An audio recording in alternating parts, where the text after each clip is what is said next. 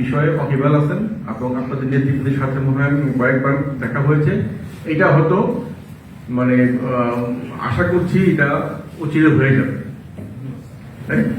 এই আর সব সমস্যার এখন তো দেখতেছেন উৎসব বোনাসটাও এটাও সরকারের নীতিগত সিদ্ধান্তের ব্যাপার। এটা শুধু শিক্ষা মন্ত্রণালয় একা না, এর সাথে অর্থ মন্ত্রণালয়ের সম্মতি ব্যাপার আছে।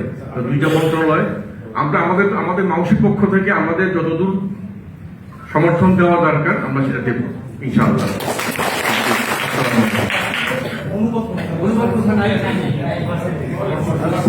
অনুপাত প্রথা নাই, এখন পদোন্নতি হচ্ছে। প্রথমে যাদের 16 বছর হয়ে গেছে সবার হয়ে গেছে, এরপরে আর অর্ধেক 50%। অনুপাত কথা বলতে আগে যে 5:2 ছিল সেটা তো তুলে জনবল কাঠামো 21 উঠে গেছে।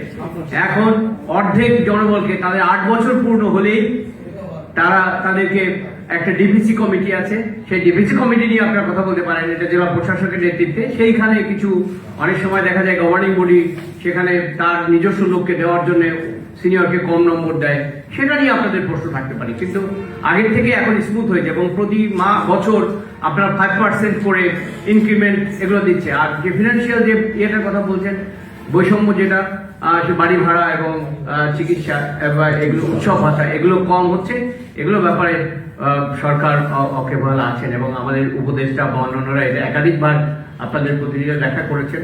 এটার সাথে কত অর্থ ইনভলভ এবং অর্থ মন্ত্রণালয়ের যে সম্মতি, আমাদের যে ডোনার এজেন্সি যারা আপনাদের এই বেতন না, তো আসলে আমরা বেতন বলছি, আপনারা কিন্তু এখানে কিন্তু এটা অনুদান, সেই জায়গায় এটা কিভাবে দেওয়া যায় এ নিয়ে কাজ চলছে উচ্চ পর্যায়ে। ধন্যবাদ আপনাকে ভালো একটু প্রশ্ন করার জন্য।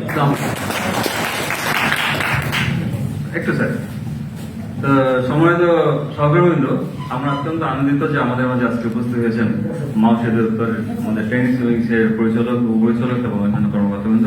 আমরা অত্যন্ত কৃতজ্ঞ এবং স্বাগত জানাচ্ছি তাদেরকে, যে তারা একটা প্রত্যাহারের মাধ্যমে স্বাগত জানাবো। যে তো অনেক ধন্যবাদ স্যার, আমাদের মাঝে আসছেন এবং আপনারা কথা বলেছেন এবং জবাব দিয়েছেন, ভালো লাগছে।